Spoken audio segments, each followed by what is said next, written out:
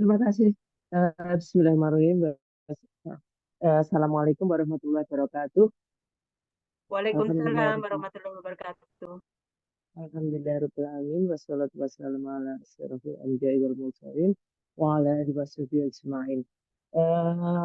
Puji syukur kehadirat Allah, hari ini luar biasa kesempatan yang bagi saya ini. Luar biasa ya kemajuan teknologi yang kita alami ini, semoga membawa semua kebaikan karena ini sebenarnya banyak, Mbak Yenyen, topik-topik aktual yang itu eh, apa ya, menjadi satu sisi itu menjadi rahmat ya, tetapi di sisi lain itu bisa menjadi bencana untuk keluarga kita. Baik itu untuk orang anak-anak muda terutamanya ya, ini banyak sekali dibahas oleh mahasiswa di kelas.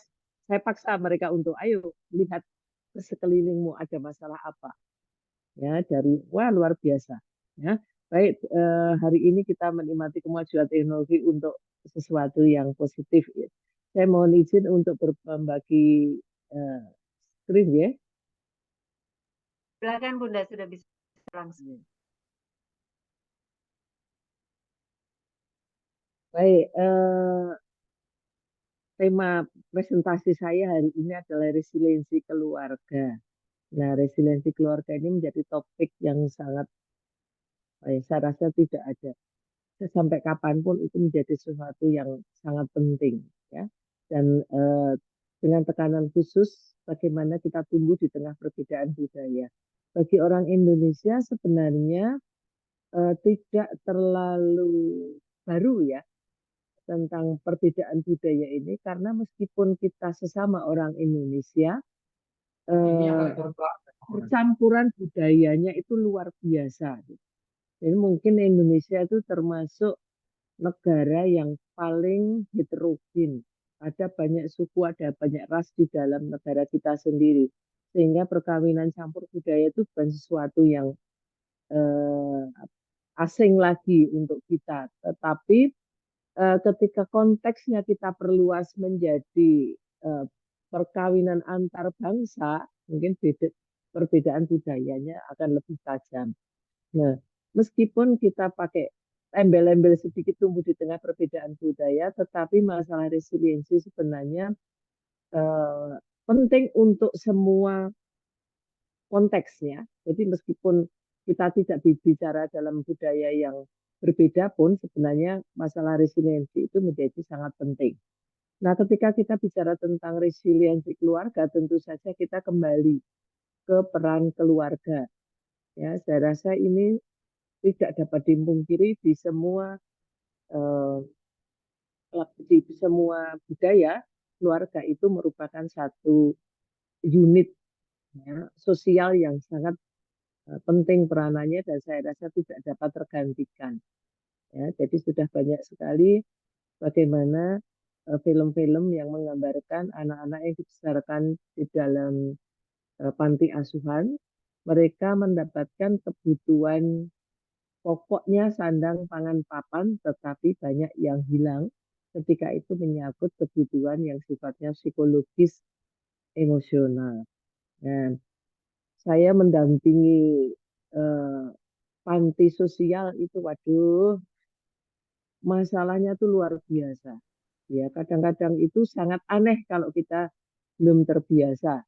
Ya, tetapi ketika kita lihat konteksnya, mungkin mengapa terjadi hal-hal seperti itu, seaneh itu, tetap itu bisa dapat dijelaskan ketika kita bicara tentang pemenuhan kebutuhan anak yang seharusnya tumbuh dalam keluarga yang normal, tetapi mereka tidak mendapatkannya.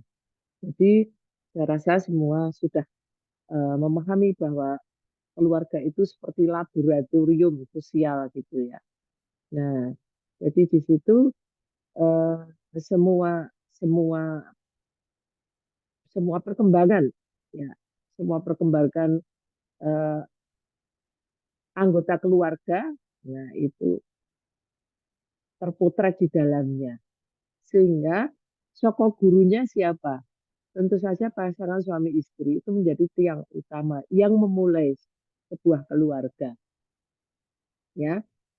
Begitu bertambah eh, anggota keluarga, maka kerjasama di antara mereka mutlak harus dibangun.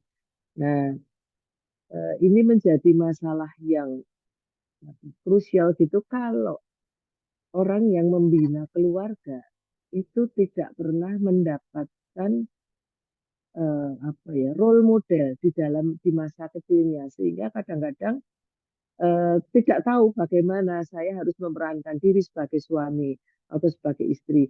Terlebih nanti ketika tambah anak sebagai orang tua. Nah, tentu saja ini menjadi satu tantangan. Ya.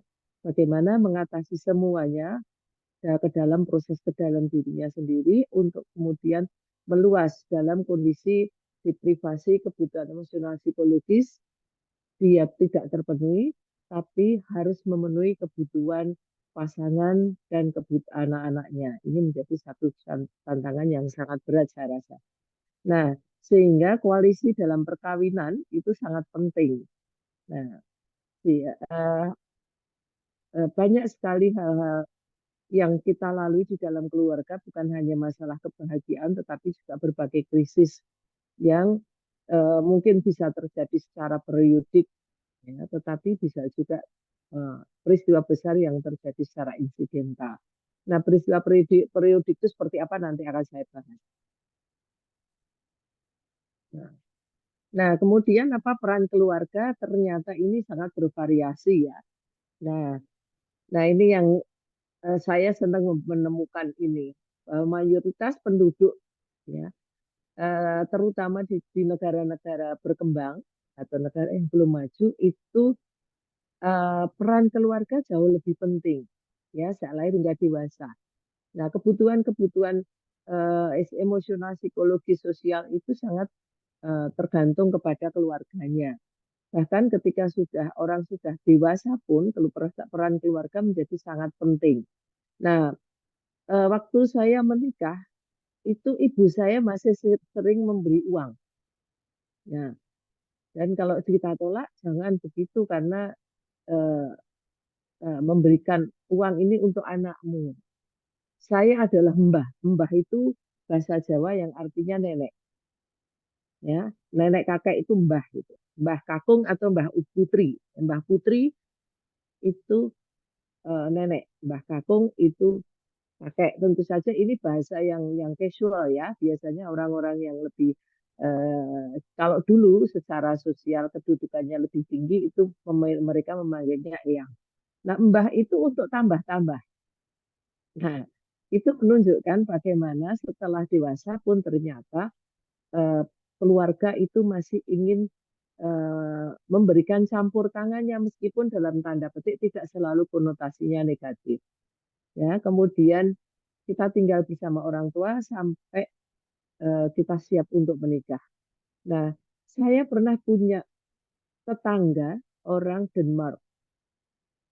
Dia punya anak waktu itu masih SMP kelas 1, 13 tahun. Dia cerita kalau anaknya tuh tidak sabar untuk berumur 16 tahun. Kenapa? Kenapa harus nunggu 16 tahun? Ada apa di usia 16 tahun? Ternyata ibunya menyampaikan di negara kami umur 16 tahun itu anak-anak berhak untuk keluar dari rumah. Mereka akan hidup sendiri, bisa hidup bersama pacarnya, dan mendapat dukungan biaya hidup dari pemerintah. Nah, seberapa besar saya tidak sempat menanyakan itu, tapi saya itu menunjukkan betapa bedanya ya budaya kita dengan budaya di sana. Saya tidak tahu nanti mungkin di Paris seperti apa. Ya. Nah, kemudian ada penelitian dari Marilenha itu menunjukkan bahwa pengaruh keluarga itu sangat penting. Ya, keluarga yang harmonis itu pengaruhnya positif pada kemampuan sekolah dan adaptasi sosial anak. Nah, tentu saja kita bisa memahami kenapa begitu karena kalau keluarga harmonis itu mestinya akan mampu memberikan dukungan kepada anak-anak untuk menyelesaikan atau apa ya ngurungkep itu bahasa Jawa apa ya melaksanakan semua tugasnya ya tentu saja ada kontrol terhadap bagaimana peran anak sebagai pelajar, pada peran anak dalam kehidupan sehari-hari, dan kemungkinan adalah modeling ya, modeling untuk adaptasi sosial anak, karena keluarga yang harmonis biasanya juga memiliki kontribusi terhadap kehidupan di lingkungan sosialnya, sehingga itu bisa menjadi satu model untuk anak-anak belajar bagaimana menempatkan dirinya di lingkungan sosialnya. Sementara keluarga yang eh, tidak harmonis ya, tentu saja ini sebaliknya ya, eh, akan menyebabkan masalah juga pada adaptasi anak-anak di berbagai lingkup, baik itu di lingkup sosial maupun di lingkup eh, sekolahnya. Ya. Nah, bisa di depan tadi saya sampaikan bahwa tidak semua orang beruntung mendapatkan kesempatan tumbuh dalam keluarga yang ideal. Ya, jadi memang eh, keluarga ini kalau dilihat sepertinya semua keluarganya ada yang terlihat kacaunya dari keluar itu kelihatan. Tapi ada juga orang yang kelihatannya itu harmonis, adem ayem. Kenyataannya ya memang begitu. Tapi ada juga keluarga yang kelihatannya adem ayem, harmonis gitu, tetapi ternyata di dalamnya penuh dengan gejolak. Ya, jadi sebenarnya semua keluarga ya itu akan menghadapi berbagai tantangan ya yang berasal dari dalam maupun dari luar keluarga itu. Yang dari dalam itu tentu saja sangat bervariasi meskipun ada yang bisa diperkirakan ya, tetapi ada juga yang sifatnya insidental ya. Jadi contohnya masalah yang berkaitan dengan transisi perkembangan ya. Kemudian bagaimana kita menerapkan pengasuhan dan lain-lain. Sementara yang datang dari luar tentu saja ada banyak tantangan di dunia modern sekarang ini. Bagaimana situasi sosial berlangsung dengan sangat cepat ya. Kalau dulu ibu saya itu anaknya 7 ya. Ibu sibuk, tapi anaknya tuh tidak ada yang kemana-mana. Dia main paling naik main di lingkungan tetangga, nanti sore pulang, makan malam makan bersama, kemudian masing-masing eh, belajar menyelesaikan PR, menyiapkan sekolah dan sebagainya. Lingkungan tempat mainnya juga tahu itu anak si ibu, itu anak si ini. Sekolahnya juga dekat. Tapi sekarang situasi seperti itu sangat mahal. Kalau itu diterapkan di Indonesia, ya sekolah sulit sekali kita mencari sekolah yang pas di hati gitu, yang dekat dengan lingkungan. Ya, nah itu membuat anak-anak juga berkurang pergaulannya dengan lingkungan sekitar, pergaulannya dengan siapa itu kadang-kadang yang kita tidak kenal dan sebagainya, itu menambahkan risiko juga. Ini merupakan contoh bagaimana situasi di luar mempengaruhi kita. Kalau dulu kita tahu paling anak-anak mainnya kemana, main sepeda dan sebagainya. Sekarang anak-anak tinggal di rumah, duduk di kursi bersama yang sama setiap hari, tetapi pengalamannya berkelana ke seluruh dunia melalui internet. Nah ini sebenarnya sebuah tantangan ya, tantangan yang sangat serius menurut saya ya, karena eh, eh, kita tidak bisa lagi mengontrol informasi apa yang diterima oleh anak-anak. Sehingga tidak aneh kalau sekarang eh, saya mendapatkan data kemarin di semester lalu saya berkunjung ke RSJ, salah satu data yang diberikan oleh psikolog yang di sana mengatakan ini usia pasien rawat inap semakin muda. Semakin muda seperti apa, Bu? Ini ada anak SD yang sudah dirawat inap karena gangguan psikologis yang berat.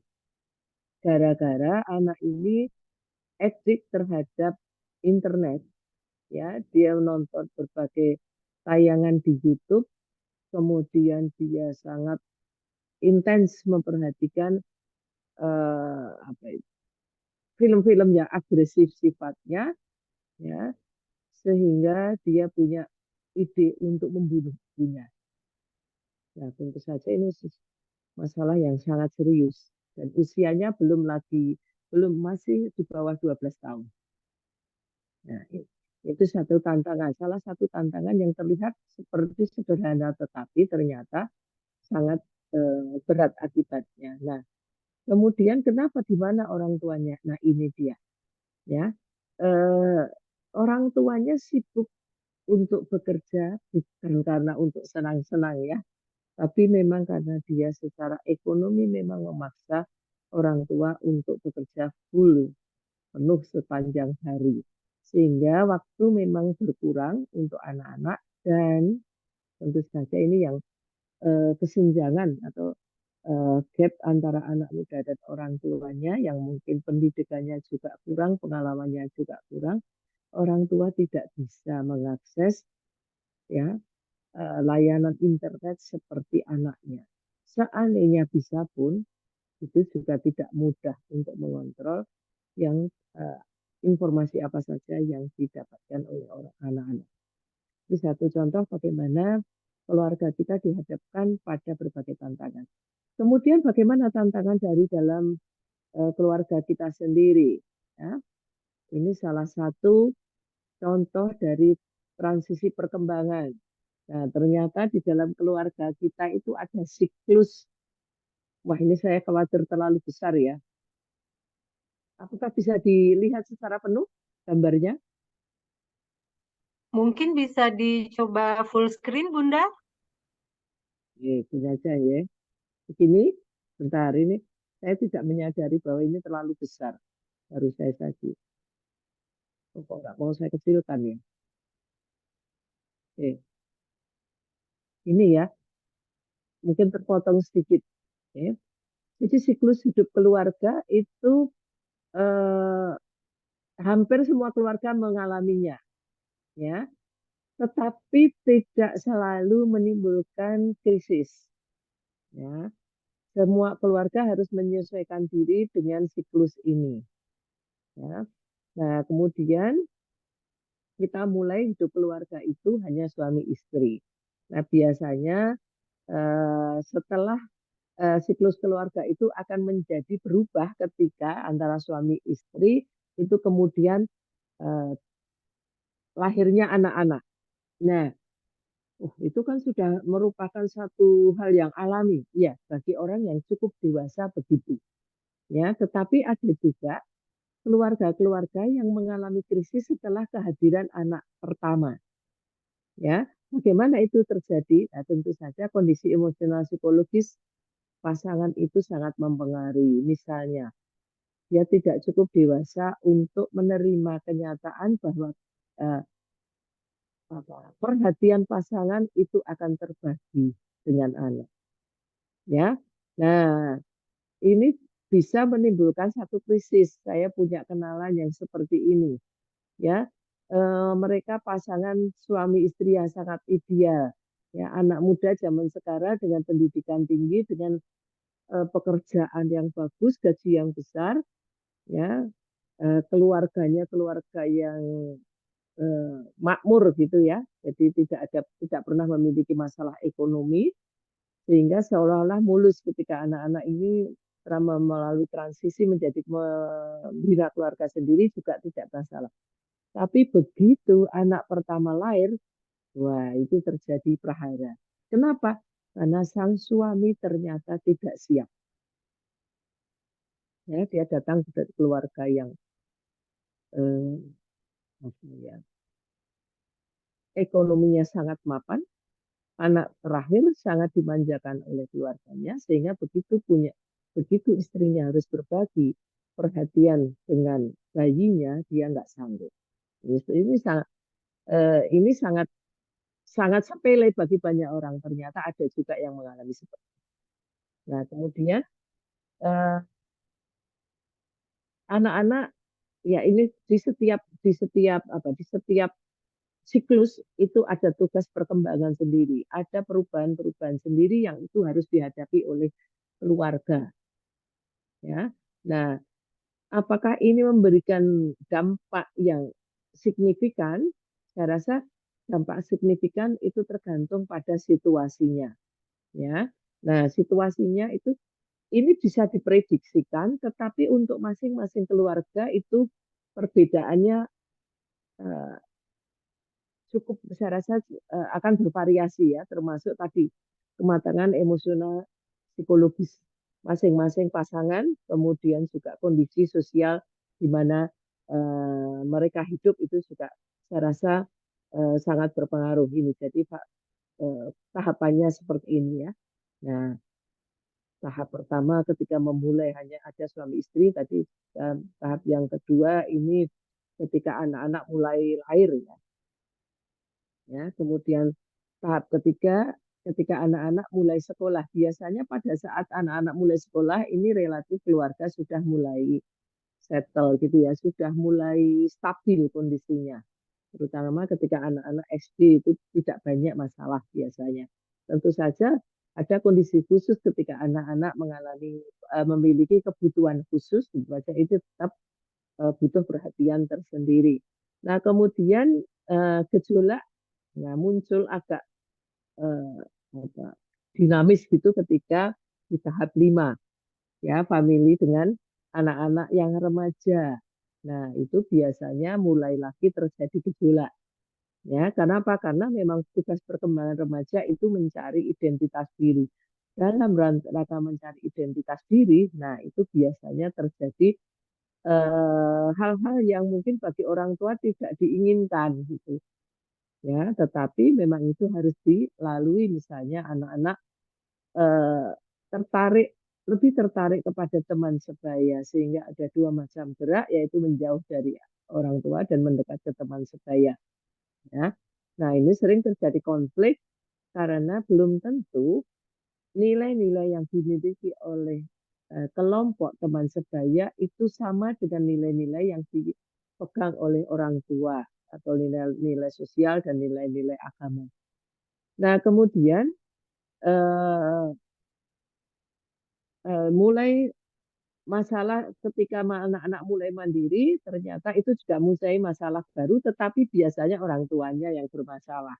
Mengapa? Karena anak-anak mulai satu demi satu meninggalkan rumah, entah karena sekolah, atau karena bekerja, atau karena menikah. Ya, nah ini krisisnya biasanya terjadi kalau ya orang tua memiliki kecemasan-kecemasan tertentu atau memiliki lingkup kegiatan sosial yang kurang intens.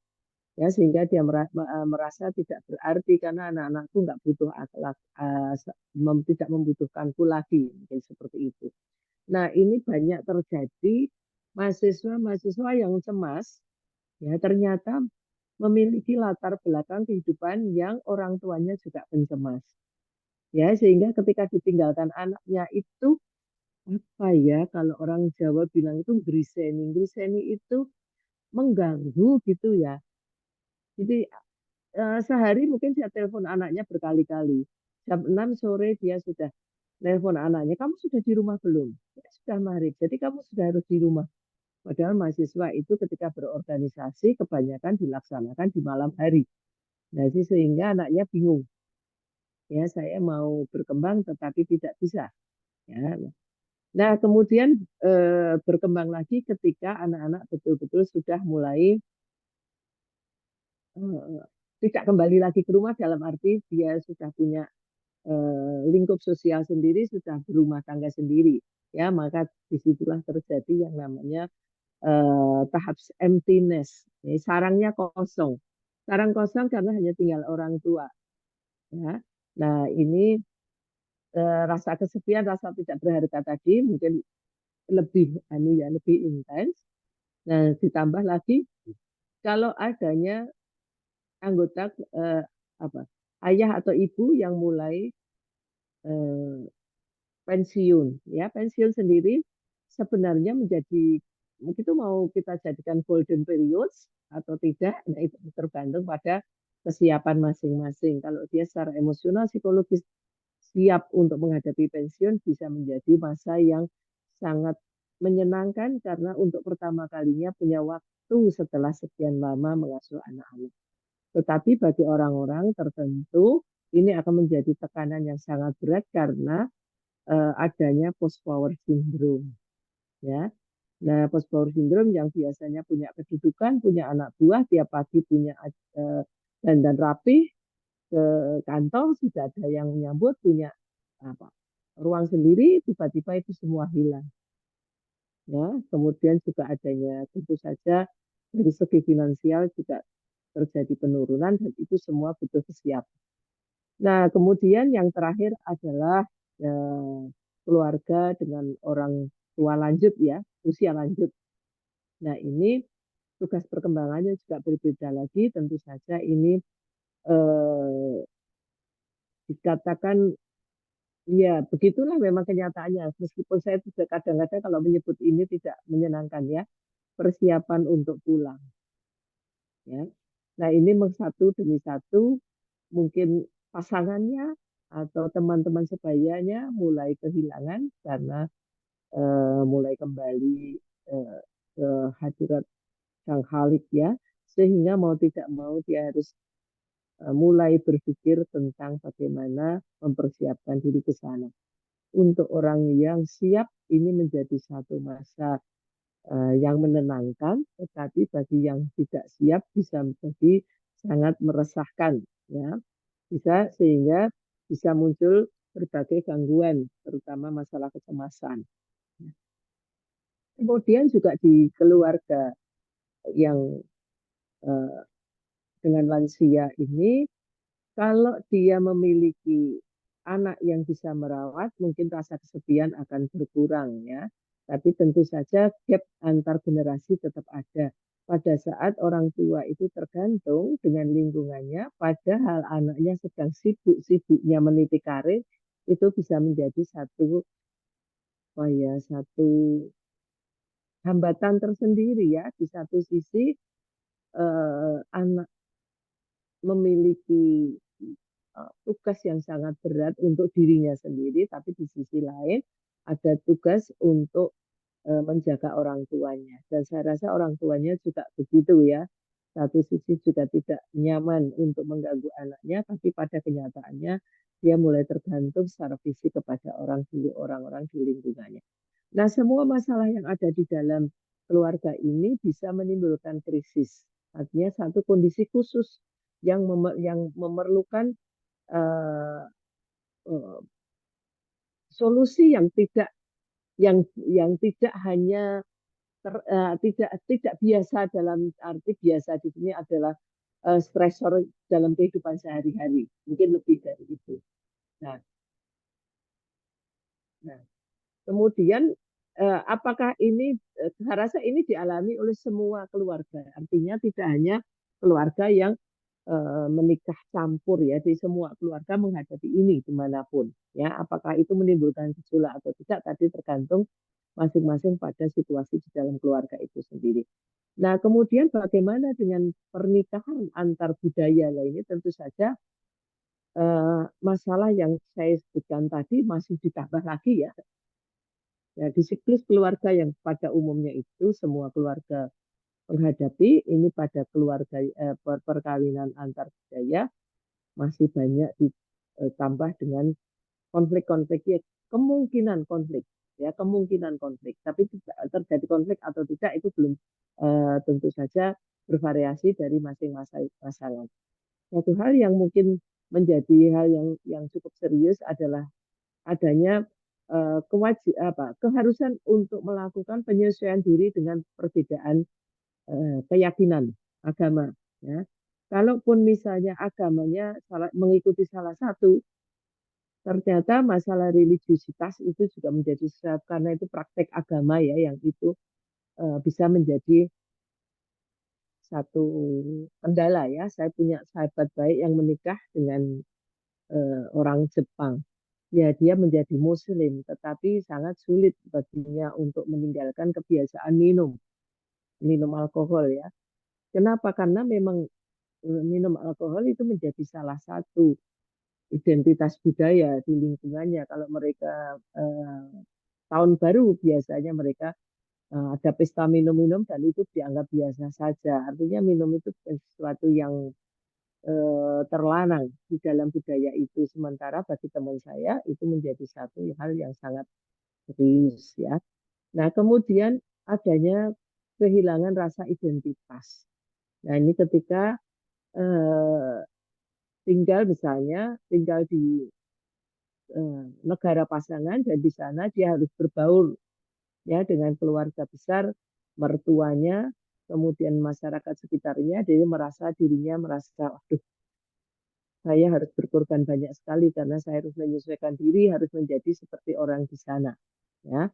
Nah, kemudian adanya ketidaksetujuan atau mungkin perbedaan pendapat tentang hal-hal yang sepele ya, masalah makanan, masalah bagaimana menjaga kesehatan, ya, berbagai apa ritual itu kebiasaan-kebiasaan, peran gender dan sebagainya itu mungkin bisa menjadi hambatan ya. Misalnya kalau mungkin di Eropa biasa ya bertukar peran laki-laki ikut turun ke dapur mungkin nggak masalah, tetapi di negara seperti Jepang mungkin sangat masih yang memegang peran pembedaan peran gender yang sangat strict ya, itu mungkin menjadi masalah ya.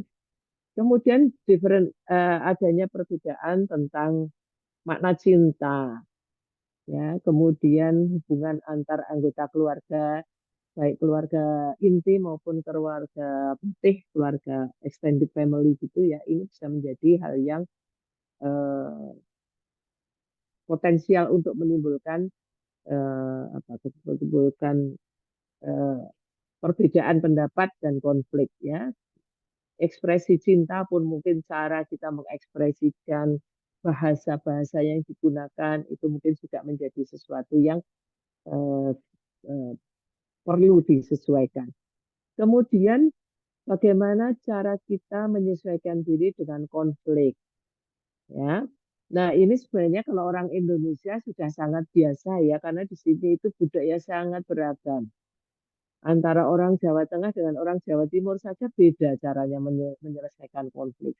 Orang Jawa Timur itu lebih lebih direct gitu ya, lebih terbuka. Nggak suka ya bilang nggak suka. Orang Jawa Tengah mungkin butuh cara yang sangat berbelit-belit ya, mungkin memakai simbol-simbol, tetapi belum tentu yang pasangannya paham tentang simbol yang dikirimkan ya, mungkin saja itu terjadi ya.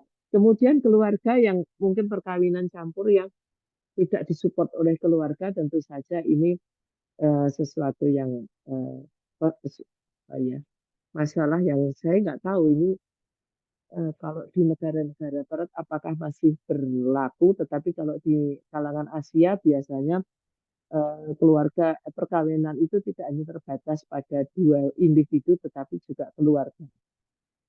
Ya, ya. Waduh, ini terlalu besar ya ini ya. Ini saya sampaikan ada penelitian yang dilakukan oleh orang Korea ya. Ini Pak Kim itu, Kim dari Korea meneliti bagaimana pernikahan lintas budaya di Korea. Ya, ternyata ini masalah utamanya yang pertama adalah hambatan komunikasi.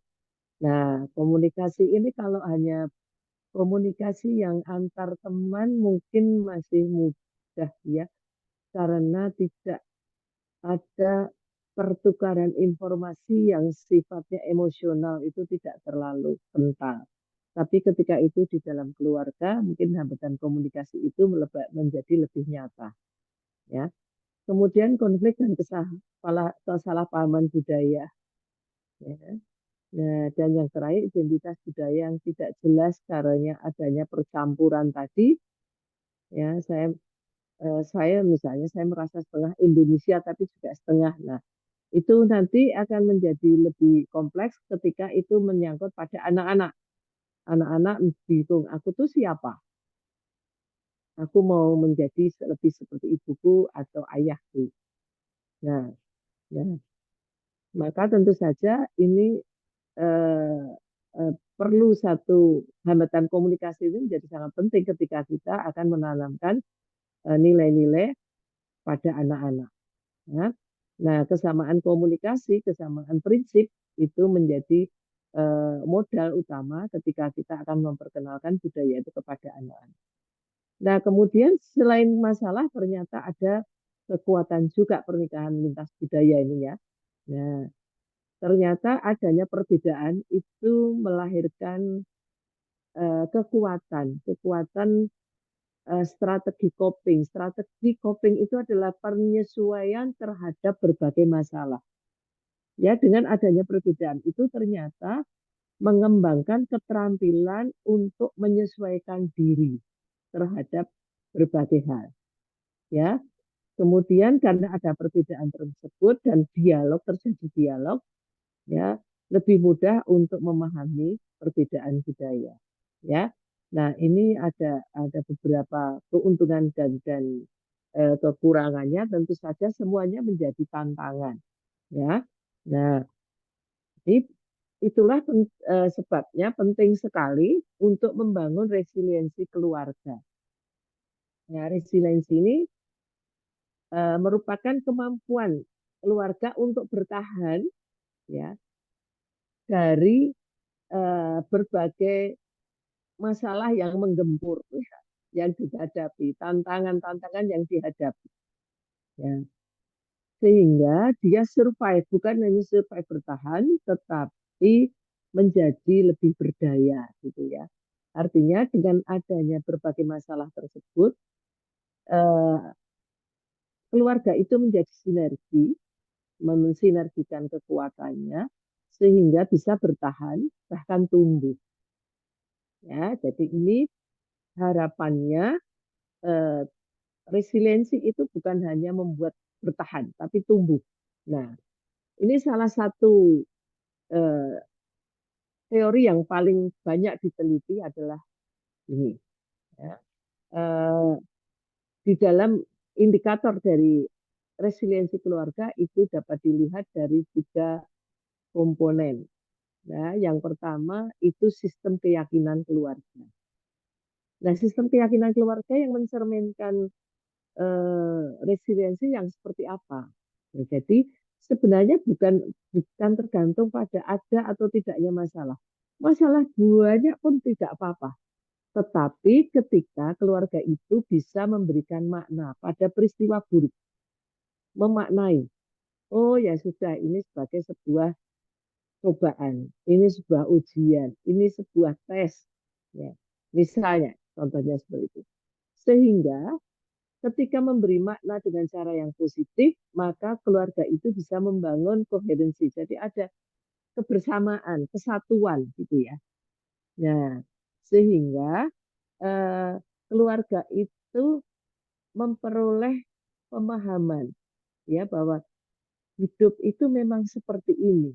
Ada kesulitan, ya, ada hal-hal yang tidak dapat kita prediksi, tapi kita bisa bersama-sama untuk mengelolanya, ya, sehingga eh, ada rasa kebersamaan dalam menghadapi situasi-situasi penting, ya, dalam keluarga dan kita menjadi sadar bahwa manusia itu tidak dapat dilepaskan dari ya kekuatan yang lebih besar sehingga dari sinilah bisa kita bangun spiritualitas dalam keluarga ya sehingga kejadian buruk tidak lagi dipandang sebagai sesuatu yang menghancurkan tetapi menjadi kesempatan bagi kita untuk tumbuh ya menjadi lebih kuat ya.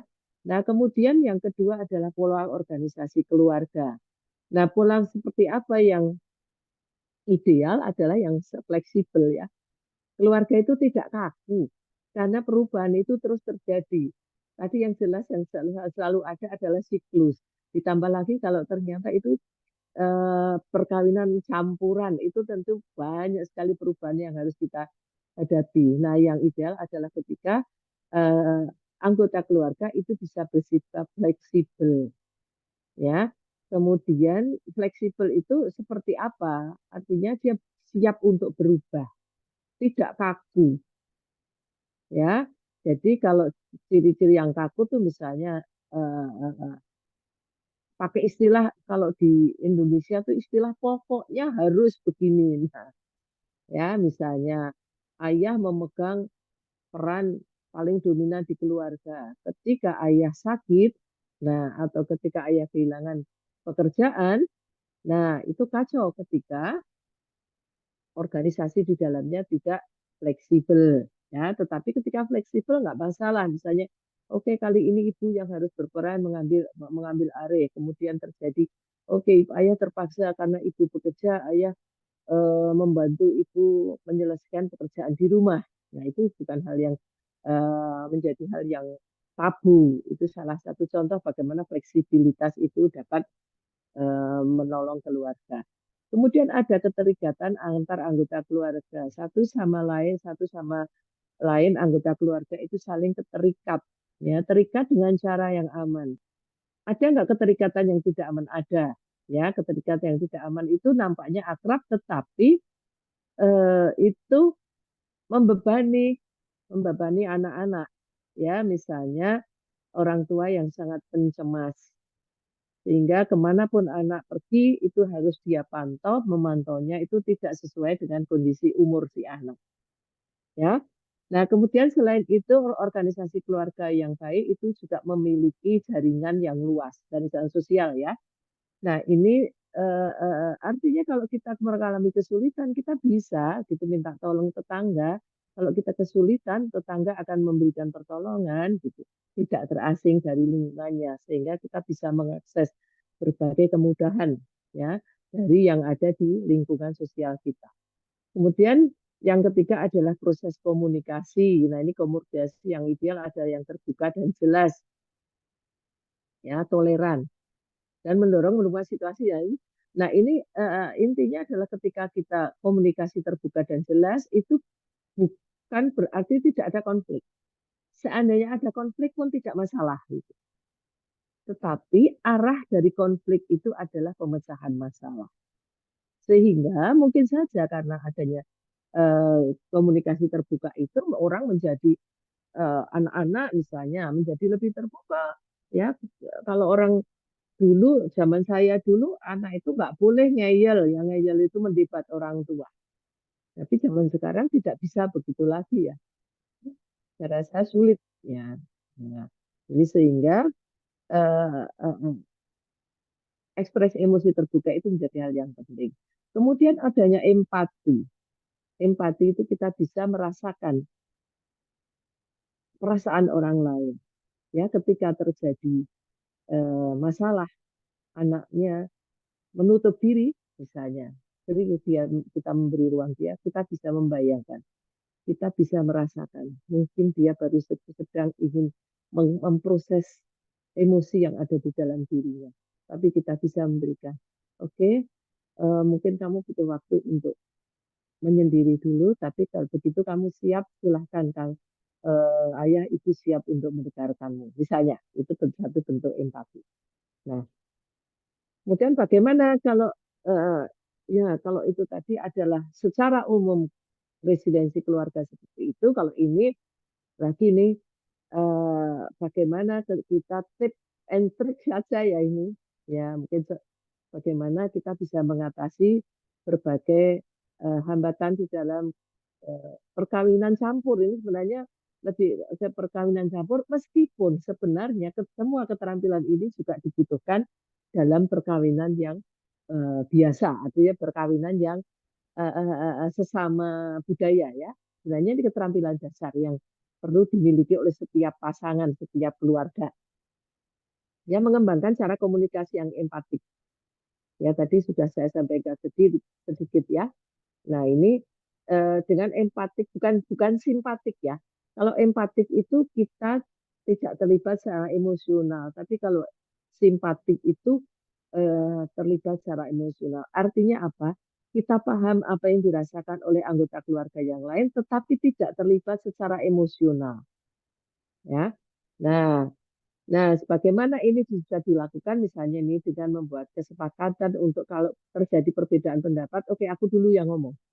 Jadi tidak apa bersaut-sautan gitu. Ya. Ini tidak mudah ya. tetapi ini bisa dicoba. Saya mencoba dengan beberapa klien saya, ternyata berhasil meskipun di awal sulit. Biasanya kalau sulit saya minta untuk menulis surat. Sebelum tidur mereka membacakan suratnya masing-masing. Lama-kelamaan ternyata mereka bisa melakukan secara verbal, tidak perlu menulis surat. Ya. Kemudian mengulang kembali pernyataan partner tanpa menyalahkan. Misalnya ya, nah ini sebenarnya lebih ke arah paraphrasing gitu ya. Jadi mengulang kata pasangan kita, tapi untuk memperoleh pemahaman. Jadi kamu selama ini merasa nggak nyaman saat aku misalnya ya, saat aku melihat apa HP-ku pada saat kamu bicara, misalnya ya. Kamu merasa nggak nyaman pada saat kamu nyetir dan aku melihat HP. Nah itu misalnya itu contoh yang sangat sepele atau hal-hal lain yang itu bisa menimbulkan apa? Atau saat aku bertemu dengan teman-temanku dan aku bicara dengan bahasaku yang kamu nggak tahu. Nah ini kalau bahasa campuran mungkin itu menjadi hal yang bisa serius ya karena dia nggak tahu kita ngomongin apa, jangan-jangan ngomongin dia gitu ya. Melakukan validasi atas pernyataan partner ya. Nah ini kita bisa memberikan pemahaman bahwa ada bagian-bagian tertentu yang kita paham, tetapi juga kita sulit untuk bisa memahami. Nah, ini sangat, saya rasa ini sangat eh, wajar kalau terjadi pada perbedaan, pada perkawinan antar budaya. Kemudian empati tadi ya, aku bisa membayangkan, aku bisa paham perasaanmu. Oke, aku bisa ngerti kesulitanmu. Nah, itu satu bentuk kata-kata, tetapi perlu diikuti dengan sikap bahwa kita memang mengerti. Kemudian menerima kenyataan bahwa kadang-kadang sulit dan membutuhkan usaha lebih keras untuk mengatasi masalah bersama karena adanya menjalin hubungan yang tidak sederhana. Jadi memang ada masalah yang muncul karena pernikahan beda budaya, ya. Sama halnya seperti ada masalah yang terselesaikan dengan perkawinan, ada masalah yang muncul karena perkawinan, ya. Nah, ini saya rasa itu dalam perkawinan, setiap perkawinan seperti itu. Nah, tentu saja perkawinan antar budaya mungkin akan potensial untuk menimbulkan masalah yang lebih. Kalau memang itu sulit, ya akui saja bahwa itu kenyataannya memang kami menghadapi kesulitan bersama. Karena kalau kesulitan diingkari, itu kita nggak bisa menyelesaikan. Gimana mau menyelesaikan masalahnya aja tidak terlihat. Jadi memang harus dilihat, kita terima. Ya, inilah masalah yang terjadi pada keluarga kita. So, apa yang yang dapat kita lakukan bersama untuk mengatasinya? Ya. Nah, kemudian ini uh, uh, uh, uh, pertanyaan dari orang lain ya di lingkungan kita yang mungkin berbeda. Pertanyaan itu belum tentu menyenangkan, ya, terutama ketika kita ditempatkan budaya kita ditempatkan lebih rendah dari budaya pasangan. Ya. Nah, orang negara maju itu kadang-kadang underestimate ya terhadap orang-orang dari negara berkembang atau underdeveloped gitu ya. Saya waktu saya waktu hidup di Jepang banyak pertanyaan-pertanyaan yang nyebelin gitu ya. Di Indonesia ada TV nggak? Ada ada ada apa itu? Tiger ada, harimau ada. Ya ini ada ubah. Jadi seolah-olah kita hidup di tengah hutan. Wah, nah itu sesuatu yang menyebalkan gitu. Tetapi memang kenyataannya kita perlu memberitahukan bagaimana situasi di negara kita, ya, di budaya kita. Ya, itu eh, kita bisa mengambil posisi favorable itu eh, mungkin menjawab dengan cara menganggap itu sebagai masalah yang ringan. Ada dong sama dengan seperti di Jepang, saya begini, hidup saya begini. Nah, anak saya itu kadang-kadang bawa foto, ini hidupku di sana, fotoku di sana. Loh, kamu ulang tahun, ada pernah nggak peringatan ulang tahun juga? Ada. Enak ya punya ada cake yang wah, gitu-gitu ya. Jadi kalau kita menganggap itu sebagai hal yang ringan, itu menjadi sesuatu yang eh, justru membangun jembatan komunikasi. Ya. Kemudian eh, ini butuh waktu ekstra untuk menemukan irama ya, irama yang membuat pasangan itu selaras kompak. Dan itu mungkin perlu ya, perlu untuk dibicarakan bersama. Keterbukaan dalam komunikasi tadi saya rasa sangat penting. Jadi bagaimana itu di, dibicarakan bersama, kemudian kalau ada friksi-friksi bisa diselesaikan. Nah, kemudian ada masalah-masalah yang bisa dinegosiasikan ya, bagaimana konsep pengasuhan anak, ya, pemahaman agama dan sebagainya. Ini saya rasa sangat penting. Ini sangat penting saya rasa ini. Nah, kemudian, nah ini tadi disebut di depan sudah saya sebutkan tentang bahasa cinta yang berbeda, ya. Nah, mungkin orang-orang di Indonesia ada yang ekspresif tapi juga menganggap ekspresi rasa cinta itu tabu, terutama yang di depan umum, maka tentu saja hal seperti ini perlu dinegosiasikan. Ya, karena itu juga bukan masalah sepele, apalagi kalau itu menyangkut keharmonisan hubungan berdua. Nah, ini bisa dibaca ya. Nah, ini kalau kita pindah ke budaya pasangan, ini memang butuh pengorbanan ya. Saya pernah bertemu, kebetulan saya pernah diskusi hal yang mirip dengan ini. Ternyata eh, ada satu pasangan itu yang merasa istrinya orang Indonesia dan dia merasa Bu, pengorbanan saya itu berat sekali. Saya tuh merasa kehilangan identitas. Nah, itu ternyata penting dan itu membuat stres betul. Ya, ini perlu saya rasa ini perlu dibicarakan secara terbuka supaya pasangan itu bisa membantu bagaimana memperingan itu. Ya. Nah, kemudian berikutnya adalah memahami budaya pasangan ini supaya terjadi pertukaran ya, bukan hanya kita yang dipahami tetapi kita juga memahami. Saya rasa ini penting sekali. Ya. Nah, kemudian bagaimana kita memaknai secara positif tentang perbedaan. Nah, ini ideal banget. Ini kalau memang bisa, kita bisa memadukan hal-hal positif dari budaya pasangan dengan hal positif dari budaya kita. Nah, baik, itu kira-kira yang bisa saya sampaikan. Monggo Mbak Yen saya kembalikan.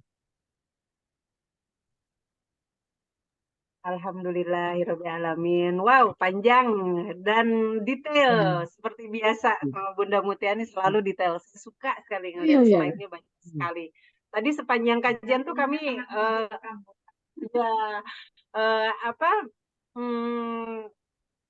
related gitu sama slide tadi yang dipaparkan oleh Bunda, terutama bagian yang paling tadi yang terakhir gitu ya, karena menyangkut dengan perbedaan budaya, kemudian pindah ke negara lain. Jadi tahapan-tahapan itu memang betul-betul kami rasakan. Ya, Masya Allah. Perbedaan agama ya paling utama itu ya. Mungkin kalau itu secara pribadi saya tidak related karena suami saya memang sudah lahir secara Muslim, tapi teman-teman di sini banyak sekali yang mengalami masalah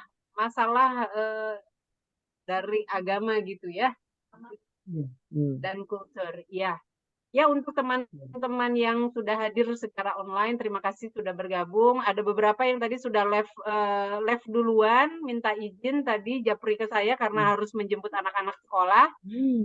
Mungkin nanti insya Allah bergabung lagi, mudah-mudahan bisa bergabung lagi untuk sesi diskusi. Ya, teman-teman di sini ada yang mau mengawali pertanyaan? Boleh, silakan. Yang pertama dari Teh Nelly. Ya, silakan. Assalamualaikum. Assalamualaikum. Masih di ya. Terima kasih, senang bisa bersilaturahmi lagi. Ya, Bu mau tanya ini masalah budaya ya, terutama untuk masalah pendidikan anak-anak. Berbeda suku, apalagi kita berbeda, terutama perbedaan agama ya Bu ya. Ya, Alhamdulillah lah, walaupun sebenarnya alhamdulillah saya didik anak-anak, walaupun saya bukan ibu yang sempurna, tapi alhamdulillah gitu. Tapi ini kita udah baik-baik menanganin hal sesuatu di dalam rumah, tapi ketakutan sekarang kan dengan media sosial yang kayak internet atau yang di luar itu yang lebih, ya Allah mudah-mudahan anak-anak kita dikasih selalu perlindungan, hidayah, amin. Nah, makanya itu yang gimana solusinya gitu, Bu, untuk benar-benar agar anak-anak kita itu walaupun kita di luar negeri atau perbedaan budaya bisa tetap kita mendidik dengan baik-baik gitu. Makasih Bu. ya, ya. Jadi bagaimana kita bisa mengatasi pengaruh sosmed untuk anak-anak begitu ya, Teh Nelly ya? Ya kurang lebih begitu Bunda. Nah, baik. Ini memang saya rasa PR tersulit untuk orang tua. Karena anak-anak itu sekarang kita tidak bisa memisahkan mereka dari gadget. Pilihannya satu, kalau mereka tidak kita kenalkan, sementara teman-temannya mengenal itu, dia akan merasa terasing. Aku berbeda. Ini betul-betul dialami oleh sahabat saya. Dia melarang keras anaknya main game, tidak boleh pegang gadget. Ya, ternyata anaknya sangat minder. Mengapa? Karena semua orang bicara tentang game, semua orang bicara tentang sosmed, tentang internet, banyak hal-hal yang itu, dan itu menjadi satu budaya baru ya di lingkungannya, dan dia tidak bisa terlibat. Akhirnya teman saya dengan berat hati membolehkan anaknya pegang HP. Nah, tetapi sesulit apapun kita niat Bismillah, mencoba kita sendiri belajar. Ya, kalau memang anaknya punya sosmed, sedapat mungkin kita juga related gitu ya. Punya Facebook, kita juga punya Facebook, kemudian kita kenalan. Kita punya grup dengan dia. Nah, yang sekarang macam kalau di Facebook masih mudah ya. Nah, ada Instagram, ada Line, ada banyak macam-macam itu. Kalau kita bisa berteman dengan dia, setidaknya kita tahu apa yang dia posting.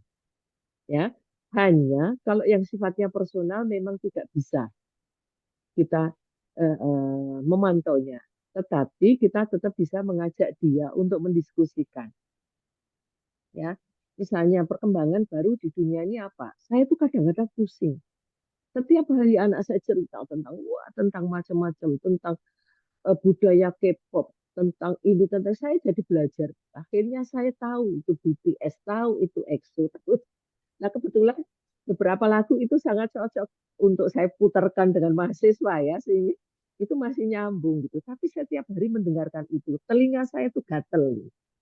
Tapi ya mau tidak mau untuk bisa memahami dia, saya dengarkan. Baru kemudian kita setelah kita tahu budaya itu, kita tahu kita ajak dia untuk berpikir.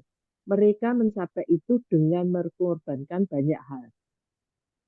Ya, misalnya mereka harus begini-begini, tapi banyak hal yang harus hilang. Misalnya budaya ini tidak bisa hidup seperti orang normal, begini begini. Itu bisa saya dialogkan ketika saya juga paham. Kalau saya tidak paham, itu saya tidak tahu, gitu. Nah, sehingga lama-lama dia dia menerima itu sebagai oh iya, sedikit-sedikit oh iya ya, ada ya. Saya tidak mengkonter. Kalau mengkonter dia akan menarik diri dan nanti tidak mau buka lagi, tidak mau cerita lagi kepada saya. Nah, apakah saya tidak tetap bisa kecolongan itu?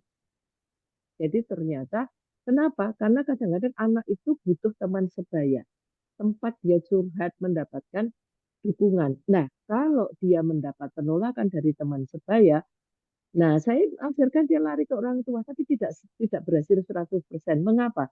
Karena dia tahu orang tuaku pasti mendukung, tapi yang kubutuhkan adalah dukungan sebaya. Nah, ini yang kadang-kadang agak sulit. Nah, kalau dia memperolehnya dari teman-temannya di medsos dan kebetulan itu budaya tidak sesuai, nilai-nilai tidak sesuai, itu yang paling bahaya. Tetapi kalau memang itu saya begini, kalau itu yang sudah di luar kemampuan saya pasrahkan pada Allah. Ya Allah, saya berusaha sedapat mungkin untuk memahami anak saya dan memahamkan nilai-nilai. Tapi di luar itu, di luar kuasa kita. Jadi saya pasrahkan sepenuhnya. Ya hasbunallah wa ni'mal wakil. Itu senjata saya itu yang paling kuat. Ya, artinya apa? Ya, tiap hari saya minta tolong ya Allah ya Hayyu ya Qayyum bi rahmatika astaghitsu. Itu seolah-olah itu jadi di mulut itu sudah otomatis keluar. Kenapa? Karena banyak sekali pengaruh-pengaruh dari luar. Dan itu tidak selalu bisa kita tanggulangi, tapi at least kita berusaha mencoba. Kalau kita mau paham anak kita mencoba untuk masuk di dalam dunianya. Dan apalagi kalau itu remaja. Nah, sedapat mungkin sebelum anak remaja kita sudah mengikuti dia. Sehingga nanti ketika pas terjadi gejolak di pas remaja itu kita sudah siap. Saya rasa itu, ya itu saja yang tipsnya ya untuk saya rasa itu. Karena memang tidak mungkin kita mengontrol kehidupan dia. Oh ya begitu Teh Nelly. Alhamdulillah. Tantangan ya Bunda ya, tantangan. Bunda, Luar ini ada biasa. pertanyaan titipan dari kawan yang kebetulan berhalangan untuk hadir hari ini. Sudah jauh-jauh hari kirim pesan ke saya untuk tolong ditanyakan gitu. Jadi ini ceritanya perkawinan campur ya Bunda ya. Jadi masalahnya adalah pasangan suami istri tapi jarang mengobrol gitu. Karena suaminya itu bukan tipe pendengar yang baik, Bunda.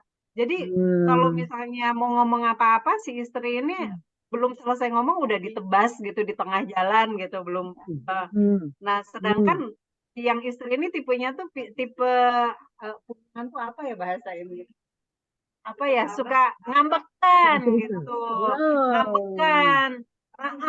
Jadinya akhirnya males ngomong gitu.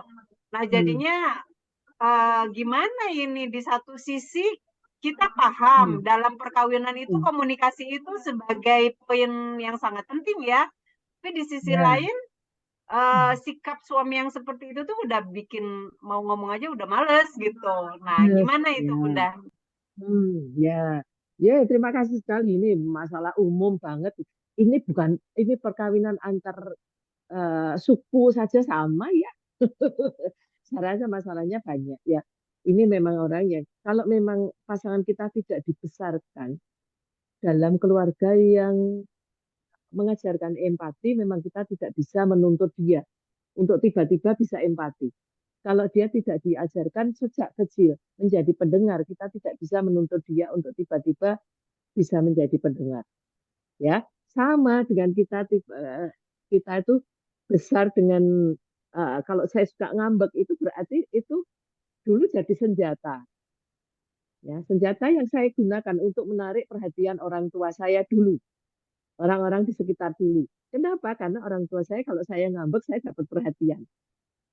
Nah, itu kita pakai sebagai senjata gitu ya.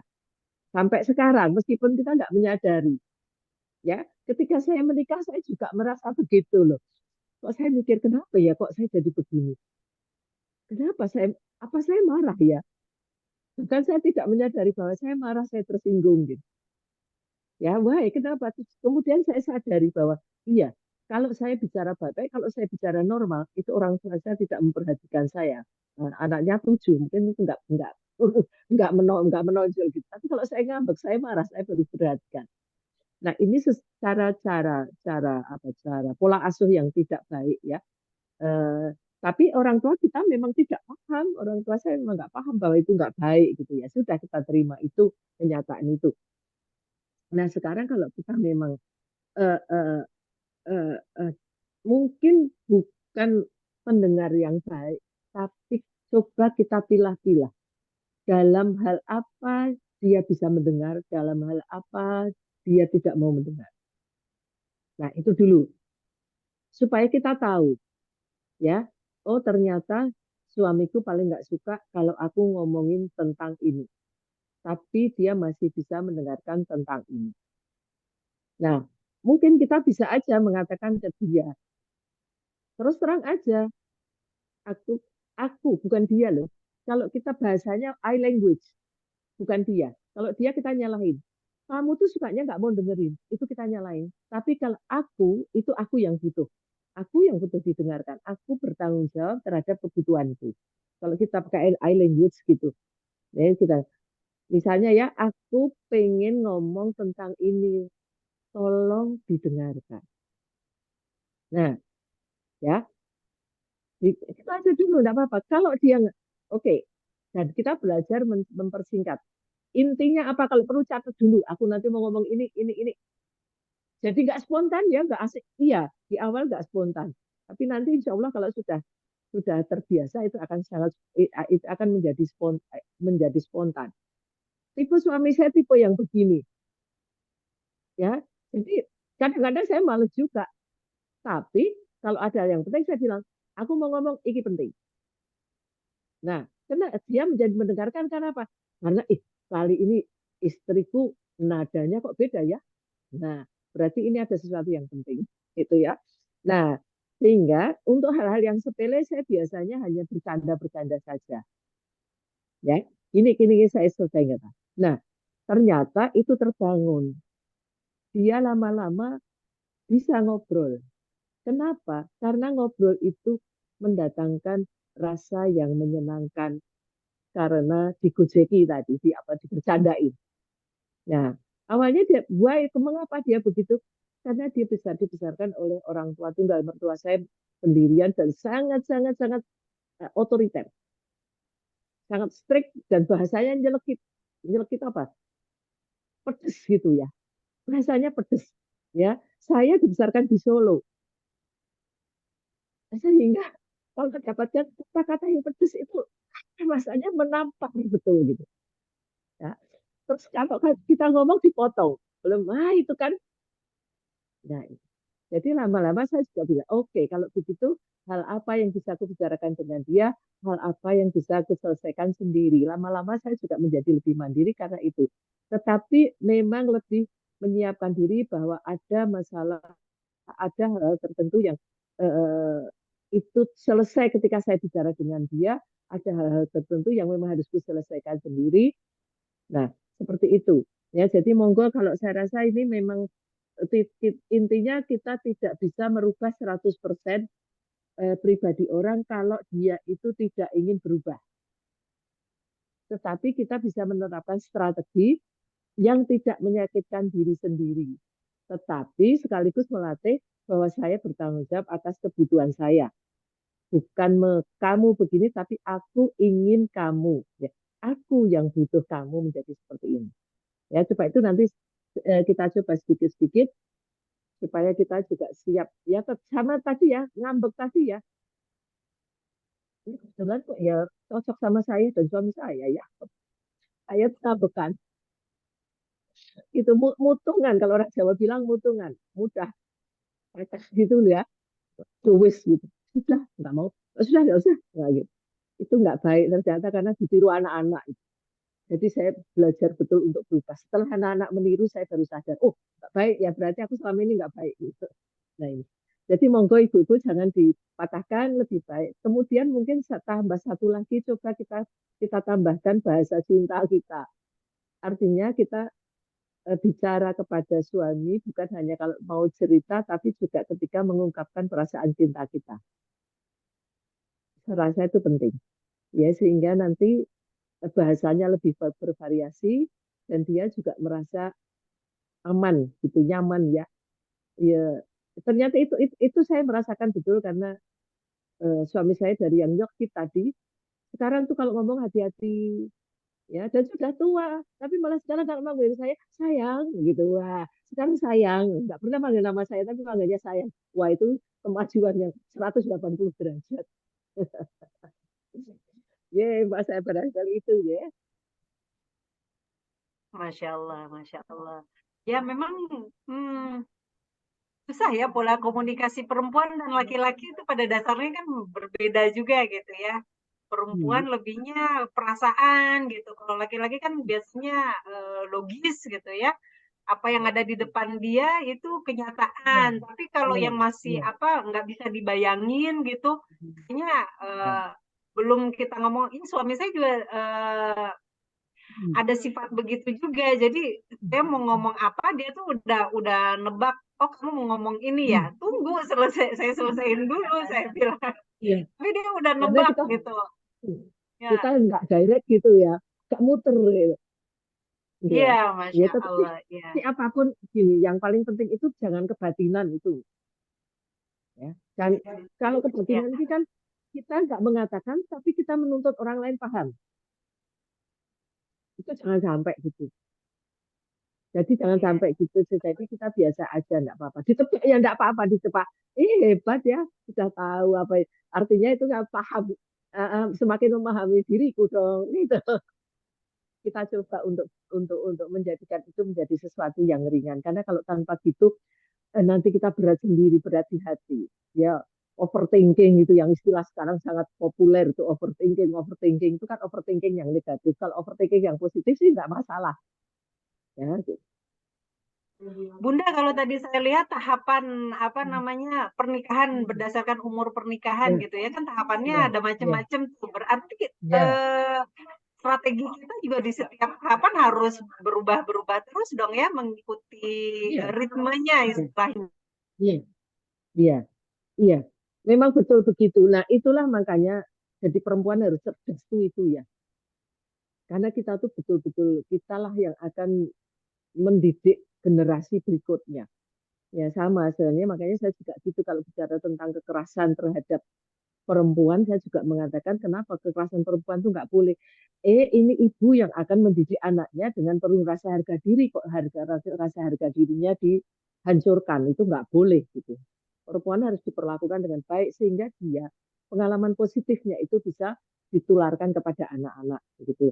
Nah, memang setiap tahapan itu butuh strategi sendiri, maka kita harus selalu belajar dan meskipun saya psikolog juga saya banyak mengalami kesulitan ya. Karena saya kan juga pengalaman pribadi itu mewarnai ya. Misalnya contohnya, ibu saya sangat sangat otoriter. Waktu saya remaja, itu saya merasa menjadi kayak lost gitu ya. Saya tidak tahu mau kemana itu tidak tahu. Karena semua hal itu dilarang. Ibu saya hanya bicara tentang agama.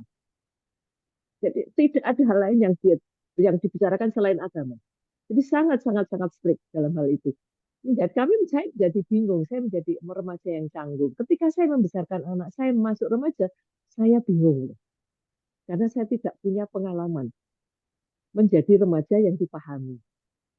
Nah, saya telat menyadarinya. Mestinya saya belajar dari teman-teman lain yang punya lingkungan keluarga yang baik gitu ya. Atau saya mendiskusikan itu dengan teman-teman yang lebih berpengalaman. Saya telat menyadari itu sehingga ketika terjadi hal yang tidak diinginkan, saya belajar kembali, kemudian saya minta maaf pada anak-anak, ya, saya saya bukan ibu yang baik, aku mau melakukan kesalahan, dan itu bukan sesuatu yang kusengaja karena itulah yang ku tahu, karena itulah pengalamanku, ya. Nah, ada uh, satu dari uh, Ali bin Abi Thalib itu sangat bagus quotes-nya. Didiklah anakmu sesuai dengan zamannya. Nah, itu luar biasa. Ada beberapa ajaran ya tentang parenting yang dari Ali bin Abi Thalib itu juga bagus banget itu. Nanti lain kali mungkin kita bicara tentang parenting. Nah, Ya, tapi ditunggu yang jelas Bunda, sangat ditunggu. ya, ya, ya jadi memang nggak apa-apa melakukan kesalahan. Saya banyak sekali melakukan kesalahan. Ya, tapi saya yakin ya manusia itu letaknya kesalahan. Itu aja setiap kali kesalahan saya hancur, betul-betul hancur ya. Ketika saya melihat anak saya tidak bahagia itu hal yang paling menghancurkan hati saya itu dan saya tidak bisa menolong. Gitu ya. Maka saya terus terang bicara pada anak, kalau kamu tidak bahagia dan aku nggak bisa nolong, itu hal yang sangat paling menyedihkan. So, please beri kesempatan ibumu untuk memperbaiki diri. Please beri kesempatan ibumu untuk bisa menolongmu. Apa yang bisa ku tolong, apa yang bisa ku lakukan untuk membuatmu merasa lebih bahagia. Itu contoh bagaimana saya keteteran pada saat anak saya masuk di dalam tahap tadi ya keluarga dengan anak remaja ya di situ. Nah, jadi memang begitu. Nah, sekarang saya masuk, saya sudah lansia, umur saya sudah 62 tahun. Jadi sekarang saya harus siap-siap untuk berpikir tentang bagaimana kembali nanti ya. Itu satu demi satu teman-teman saya meninggal itu setiap hari, aduh, giliranku ya. kapan gitu. Tapi, nah itu saya ya kita kan perlu ya mengingat ziarah kubur pun harus kita ingat sebagai cara bahwa kita someday akan pergi ke sana. Nah itu sudah misalnya ke situ sehingga saya juga sudah mulai harus mulai menep itu apa ya, menep itu mulai mengendap pengalaman, mulai belajar melepas, tidak memperoleh kembali. Jadi kalau ada, nah ini juga suami istri perlu ya. Suami saya kadang-kadang masih banyak angan-angan gitu ya. Kita perlu invest ini Pak. Saya kadang-kadang, aduh kita itu sudah lansia loh. Kita sudah tidak masanya memperoleh, berpikir untuk memperoleh. Kita harus masanya melepas, ya, melepas. Ternyata alhamdulillah sedikit demi sedikit suami saya juga mulai begitu. Ya, ini titip ini untuknya melepas. Oke, apa yang bisa kita tolong, siapa yang bisa kita tolong, itu menjadi tema yang umum sekarang bagi suami saya yang dulu tidak. Nah, itu masa-masanya memang harus belajar gitu. Exploring terus ya. Saya rasa ini Ya, Masya Allah. Ya. agama kita itu luar biasa loh. Belajar sepanjang siklus kehidupan itu kan kalau di psikologi itu aliran yang belum lama. Tetapi sejak Rasulullah dulu kan sudah ada utlubul ilma minal mahdi ilal lahdi ya. Mencari ilmu itu wajib. Carilah ilmu dari lahir hingga mati. Sepanjang siklus kehidupan itu berarti memang kita itu sudah dipersiapkan dalam agama kita. Luar biasa itu. Masya Allah, nih, jadi persiapan juga nih untuk saya ke depannya seperti apa nih. Di usia 60 tahun perkawinan harus seperti apa. Makasih sharingnya Bunda. Ada pertanyaan lagi, satu lagi dari Ibu Idar. Silakan. Assalamualaikum warahmatullahi wabarakatuh. Waalaikumsalam warahmatullahi wabarakatuh. Ya, suami saya sudah meninggal ya. Dia konversi ke Islam 1 tahun sebelum kami menikah. Saya merasa apakah saya tidak cukup baik sebagai istri begitu dalam mendidik dia menjadi muslim yang baik. Kadang-kadang ada rasa pertanyaan, saya mungkin harusnya saya begini agak keras supaya dia sebenarnya ikut gitu, dia belajar banyak mengenai kebudayaan saya. Jadi dalam masa itu nggak ada belajar agama juga banyak. Cuma karena pekerjaannya dia bekerja di tempat yang hampir semuanya orang Yahudi gitu. Jadi dia nggak mau mengakui bahwa dia itu masuk Islam. Dan terakhir dia udah mengakui dia dituduh teroris dan itu ya kadang-kadang mempengaruhi dia juga. Dan saya merasa mungkin saya tidak cukup mendukung dia untuk tetap kuat gitu. Sebenarnya dia tetap Islam sih sampai meninggal. Cuma kadang-kadang saya merasa mungkin saya nggak akan bertemu dengan dia di akhirat gitu karena ya kalau misalnya kalau sholat itu ya kadang-kadang jamak, kadang-kadang tinggal, dan saya waktu itu nggak berani nggak berani menegur dengan keras gitu ya, cuma saya ingatkan aja. Dan sekarang rasanya saya menyesal begitu. Gimana menghilangkan rasa tanda tanya dan rasa penyesalan. Terima kasih. Ya, saya paham banget ini perasaan Ibu. Saya rasa sangat wajar ya perasaan seperti itu. Ada konflik Bu. Satu sisi pengen menekan, tapi di sisi lain juga nanti kalau ditekan malah menjauh. Ada perasaan seperti itu enggak Bu? Ya, saya rasa itu perasaan yang wajar, tetapi karena semua sudah berlangsung, maka kita hanya bisanya adalah mohon kepada Allah. Ya, semoga ketidaksempurnaan almarhum itu diampuni. Tentu saja Ibu punya putra nggak? Nggak punya, kebetulan saya nggak punya anak, dan suami saya punya anak, cuma dia bukan yang konversi, cuma dia sendiri. Ya, baik. Ya, mungkin itu Ibu ya yang paling berharga buat suami karena memang Ibu sudah melakukan apa yang bisa. ya apa yang sudah bisa dilakukan. Nah, kalau memang sudah tentang hasilnya kita tuh kalau melakukan sesuatu itu seperti anak-anak ya tanpa beban ya. Nanti sebelum melakukan sesuatu itu kita pikirkan. Pada saat kita melakukan sesuatu seperti anak-anak tanpa beban. Setelahnya kita pasrahkan hasilnya. Itu aja, Bu. Karena apa itu sudah tidak bisa kita ulang, tetapi karena kita masih hidup, kita masih punya kesempatan untuk mendoakan. Ya, nah saya rasa apakah itu diterima dan tidak itu Allah, itu haknya Allah. Ya, tetapi kita kan tidak dibebani ya di surat Al-Baqarah yang terakhir itu kan la yukallifu nafsan illa wusaha laha makasabat wa 'alaiha makasabat itu jadi kita tidak dibebani sesuatu yang kita nggak mampu. Jadi sejauh kalau memang ibu mampunya sekian, ya sudah terima itu. Kemudian kita mohon pada Allah, ya Allah, ampunilah apa yang berlebihan dariku, cukupkanlah apa yang kurang dariku. Sudah gitu saja. Karena kita nggak bisa ya mengulang kembali dan kesempurnaan itu hanya milik Allah. Dan yang penting karena kalau kita berdoa itu kan intinya kita itu mengakui bahwa kita nggak berdaya, ya bahwa kita tidak sempurna dan kita mohon Allah itu memberikan kasih sayangnya kepada kita, memberikan pertolongan pada kita, memberikan ampunan pada kita. Saya rasa itu yang bisa kita lakukan, Ibu nggak usah menyesal, karena Ibu sekarang masih punya yang sangat berharga adalah kehidupan itu sendiri. Ibu masih punya kesempatan untuk mendoakan mungkin banyak-banyak istighfar, baca istighfar untuk suami. Ya, saya belajar ini dari berbagai pihak. Kakak-kakaknya itu mengucapkan istighfar untuk orang tua juga boleh, untuk keluarga mestinya juga untuk suami juga boleh. Nah, apakah insya Allah ya kalau dengan ketulusan hati kita semoga itu diterima. Ya, tetapi untuk ibu sendiri ibu sudah melakukan apa yang kita bisa, saya rasa tidak perlu menyesali. Ya, kita teruskan karena kehidupan Allah masih memberi kehidupan kita.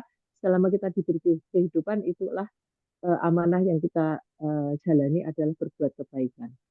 Ayo Bu, kita doakan terus ya Bu ya. Mudah-mudahan. Ya, alhamdulillah. Alhamdulillahirobbilalamin. Mungkin teman-teman yang online ada pertanyaan, ada Mbak Rizka, Teh Lin, Unifira, dan Mbak Muti Astika. Apabila tidak ada pertanyaan, mungkin Bunda bisa kita tutup dengan kesimpulan, Bunda. Silakan, Bunda. Kesimpulan saya, alhamdulillah saya senang sekali. Wah, saya tuh hanya sekali ke Paris, kayaknya sih sudah nggak bisa ke sana lagi. Ditunggu kedatangannya kembali di sini, Bunda. Masya Allah. Insya Allah, insya Allah. Saya simpulkan bahwa keluarga itu menjadi satu unit sosial terkecil yang tempat kita memulai dan kembali. Kita mulai melangkah keluar itu dari keluarga, kembali juga ke keluarga. Nah, semangat kembali ini harus kita pahamkan, bukan hanya kembali secara fisik, tetapi kita menyediakan pelukan untuk setiap anggota keluarga yang pulang dalam keadaan apapun, sehingga dengan cara itu harapannya kita menjadi satu institusi yang akan bisa membangun resiliensi pada anggota keluarga. Kalau ada anggota keluarga yang mengalami musibah, tidak jatuh sampai ke krisis karena proses di dalam keluarga itu akan memediasi. Ya, kemudian tantangan datang dari dalam maupun dari luar keluarga, itu baik untuk perkawinan sesama suku, sesama bangsa, maupun apalagi untuk perkawinan yang antar bangsa, lebih banyak tantangan, tetapi insya Allah kalau kita hadapi semua tantangan itu sebagai sebuah kesempatan untuk beribadah, insya Allah akan ada hikmahnya, itu yang kita harapkan. Ya. Jadi kemudian ada 3 indikator resiliensi keluarga. Yang pertama adalah sistem keyakinan, kemudian pola organisasi, dan ketiga komunikasi, proses komunikasi, dan tiga-tiganya saling membantu, dan itu sangat penting. Apa yang kita pelajari sebenarnya bukan sesuatu yang baru karena Rasulullah sudah mengajarkan lebih awal bahwa setiap perkembangan dalam keluarga itu ada siklus, dan setiap siklus itu ada tugas perkembangan yang berbeda-beda, dan tugas kita adalah terus belajar sesuai dengan apa yang kita yakini, kebenaran yang disampaikan oleh Rasulullah, bahwa kita mencari ilmu itu tidak harus selalu di bangku kuliah, tetapi kita terus belajar sepanjang hayat. Ya, saya rasa itu mari kita tetap berusaha supaya apa yang kita pelajari ini akan mendatangkan manfaat untuk keluarga kita selanjutnya. Begitu mungkin Mbak Jen, saya kembalikan. Alhamdulillahirrabbilalamin. Terima kasih sekali lagi ya Bunda Mutia. Mudah-mudahan menjadi amal jariah untuk Bunda dan memberi manfaat untuk kami semua. Insya Allah sangat bermanfaat untuk kami semua. Terima kasih juga untuk teman-teman yang sudah bergabung secara online. Bunda? Kalau pulang ke Indonesia dan berkesempatan ke Jogja, silahkan menghubungi saya. Masya Allah, insya Allah Bunda, insya Allah. Di Jogja ya Bunda ya? Ya, saya di Jogja. Ya, di Jogja, Masya Allah. Ya, Alhamdulillah kita akhiri program Bincang Psikologi hari ini dengan beristighfar. Astagfirullahaladzim, astagfirullahaladzim, astagfirullahaladzim. Saya tutup dengan subhanakallahumma wa bihamdika asyhadu alla ilaha illa anta astaghfiruka wa atubu ilaik. Assalamualaikum warahmatullahi wabarakatuh. Waalaikumsalam warahmatullahi wabarakatuh.